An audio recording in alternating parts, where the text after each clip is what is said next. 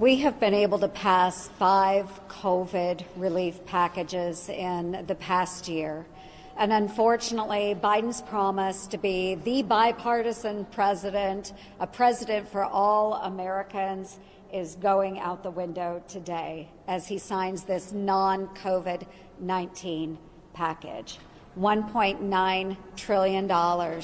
We're footing the bill for a Democratic wish list of items. Now, fortunately, we were able to push back and get a number of items removed, like the $15 federal minimum wage, the bridge to Canada for the state of New York, the subway system for Nancy Pelosi and Silicon Valley. We could go on and on and on with all of the items that have been packed into this non-COVID-19 bill. Now, in just a little over a month, we're going to hit tax day here in the United States.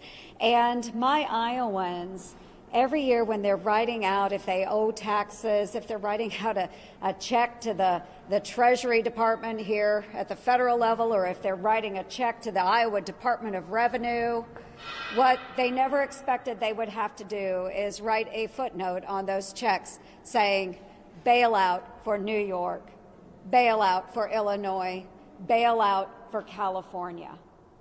My hardworking Iowans shouldn't be paying to balance the budgets of states that have not been able to manage theirs, when Iowa does a tremendous job in taking care of our own finances.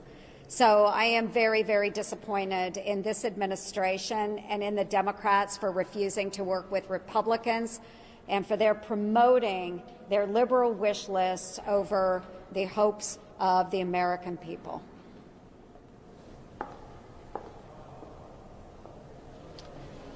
Well, I'm extremely disappointed in Nancy Pelosi and Chuck Schumer. This is a very partisan bill.